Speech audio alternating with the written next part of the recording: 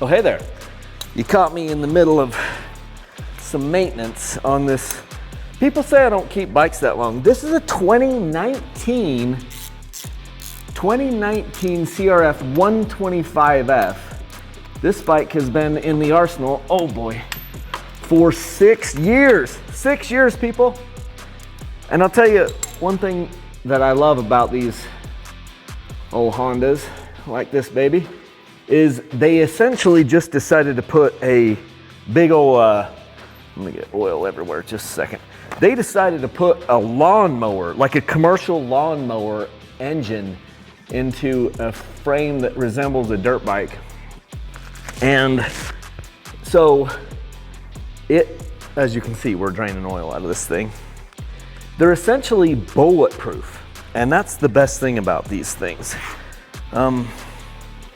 Pull up a chair, let me tell you a story about this here bike. Crack open a cold one, a Lonnie that is. It's middle afternoon and I need some caffeine, so. I bought this bike back in 2019. This is a fuel injected bike. There's a ton of stuff. This bike, we've ridden the wheels off this bike.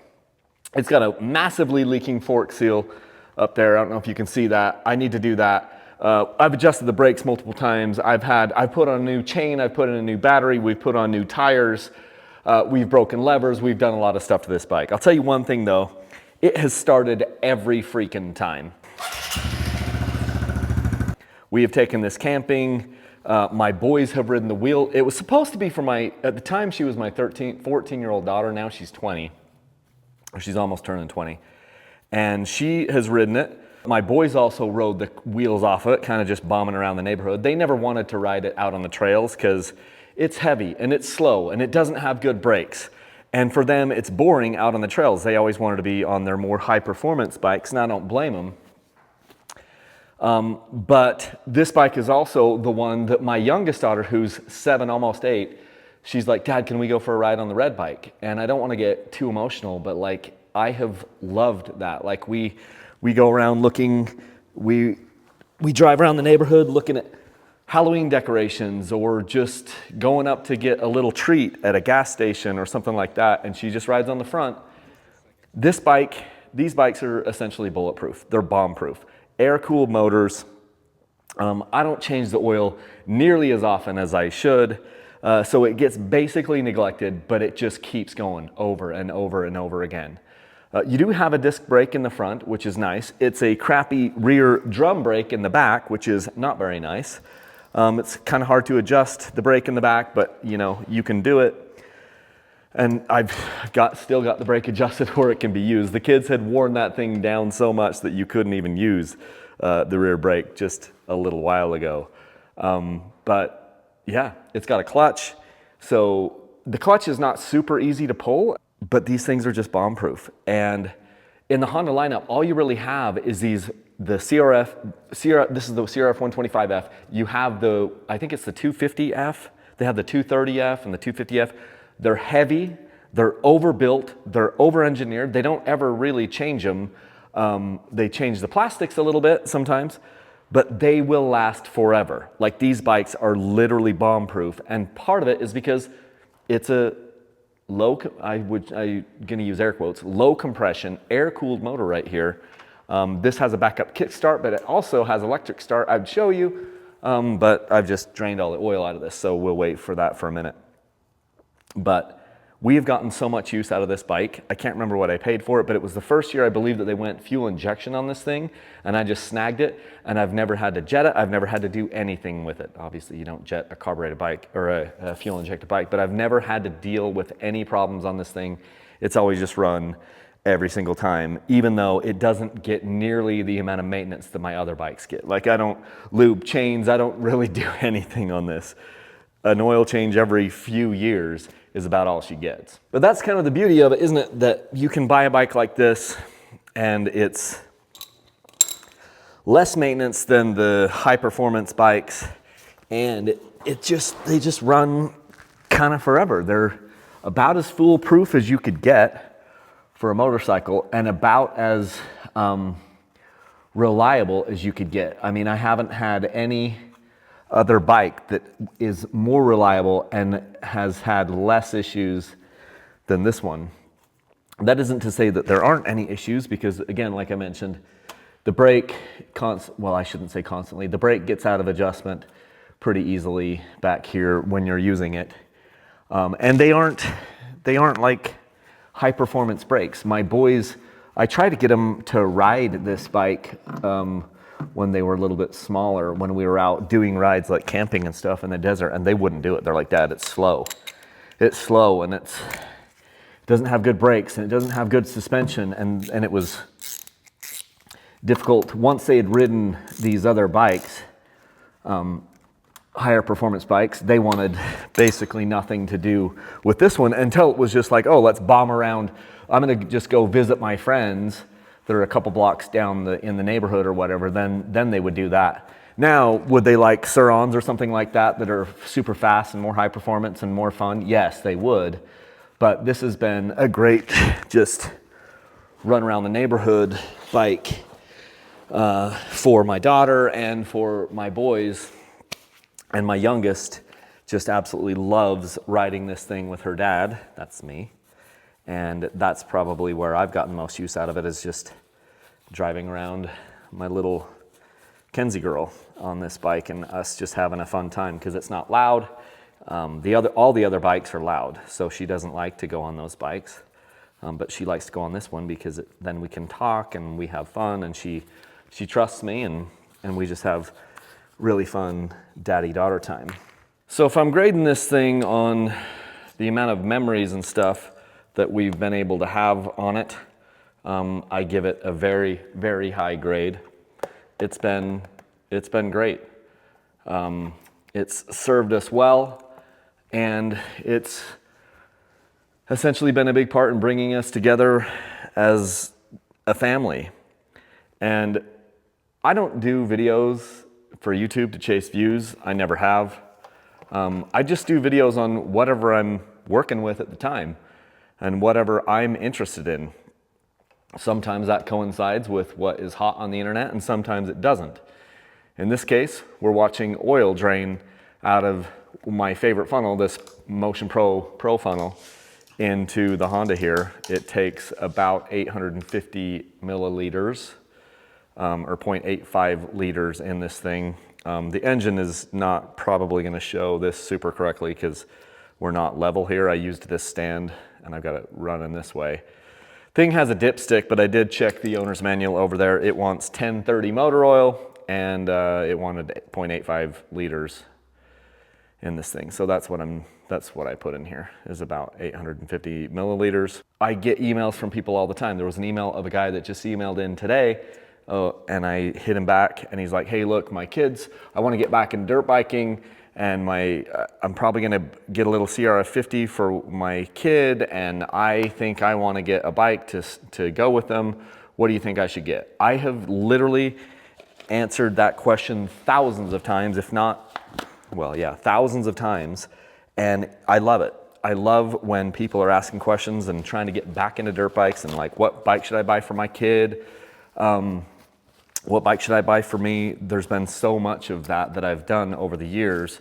And in a lot of cases, if it's a first bike, these Honda CRF lines or the Yamaha TTR lines, they're just kind of what the doctor ordered for a lot of kids as they get into this. Not everybody's going to want to be a ripping racer.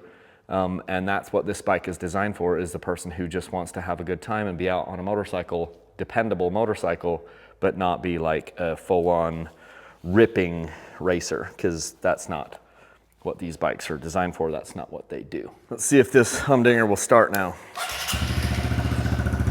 Ask me if I'm surprised. No, I'm not. As you can tell, it's not loud. The bike basically makes no noise as far as for a gas bike. Yeah, really mellow bike, electric start.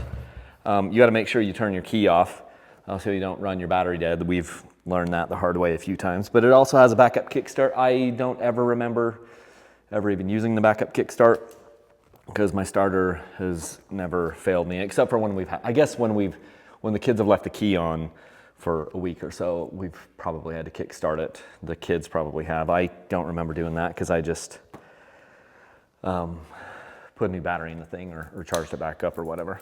Some things that are absolutely stupid about this bike is, see this gas cap? It's basically one of those that you're supposed to not be able to put on too tight, but it is so hard to get off because it's just stupid. So you have to like sit here and just kind of put a screwdriver under it and pry it and pry up on it and try to get it to catch so that you can then turn the freaking thing and actually get it to open. It is the most frustrating thing about the bike, and I hate that. Luckily, it sips gas. Basically, it uses gas like once a year. No, seriously. But that is just a major fail. I don't know why. And there's probably some aftermarket like gas cap that I should switch over to, but it has been incredibly frustrating to get, including now, as I'm trying to show you how to get that gas cap off. Super frustrating. So that's the biggest problem we've had with the bike. The clutch has a kill switch here, so you can't start the bike unless the clutch is pulled in, unless it's in neutral, which, in fact, is that even true? Okay, we'll shut it off. I don't think it, yeah. You can't start it, which isn't the worst thing in the world, but it's just another failure point. So now you've got to have the clutch in when it's in gear before it'll start. But if we have in neutral, okay, we can still start the bike in neutral. But that's just another, I haven't had a problem with that yet, that little switch here in the clutch, but I'm sure that we will eventually. So I hate the gas cap. I don't love the clutch. Let me be crystal clear on what I don't love about the clutch. The clutch, at least on this particular bike, the engagement point is actually quite far out on that lever. And that means the problem is you're going to be teaching people to use the clutch that have small hands because they're smaller people. And it's so far out, like where the clutch actually starts to engage and the bike will start to move forward is so far out kind of at the end of the lever that it makes it hard for those kids. My daughter has had that problem. One of my sons had that problem. If you have big hands, it's fine. Like me, it's totally fine. But that engagement is out at the end. Maybe you can adjust that somewhat, but that's how my bike has been the entire time. And so I haven't loved that part of the clutch. The brakes are slow, or the brakes are not good. So you can't really go super fast with it. The rear drum brake is completely ridiculous. The bike is incredibly heavy. Like if the kid tips this over, it's hard for him to pick it up. It's going to hurt him if it tips him over. If you put your kid on this, make sure that they're wearing all the safety gear, including boots, because if this thing tips on them and those foot pegs, which are pretty safe foot pegs as far as they go, you're going to have some problems there. But other than that, I love the bike. It's been so great for us, even though it's got a leaking fork seal and it hardly ever gets oil changes, and I've had to replace the shift lever a couple times because it isn't a breakaway lever down here. So the kids, it's bent now, and the kids have bent and broken that a couple of different times. But yeah, 16-inch rear wheel, 19-inch front wheel. They're pretty dang low to the ground. It looks high right now because it's on a stand, but bike's been pretty much bulletproof, and I need to figure out a better gas cap for that. And if you're putting it down in the comments, the solution to it, here's a pro tip. I don't look at comments on YouTube. So, but literally, you use fuel in this thing so it just sips fuel, so you can put gas in there and then go for like a month and a half. So I always forget about that. But this is proof that you can never do something on camera. As soon as I stop the camera, I just put my screwdriver in there, put a little pressure, and then you can get that gas cap to pop up. And the thing is still pretty high on fuel because I did this like a month ago. I filled it up with fuel, and we've gone on, me and Kenzie have been on several rides, but we haven't run out. But it's a different type of fuel cap I'll show you in here, which is why I haven't just replaced it with like some rando stuff. See, that is not like a regular fuel cap on a dirt bike at all. It's got like pressure stuff in here and weird stuff in there. So it's not like you could just throw a cap from a normal dirt bike on here. It's more like a car cap. It's super weird.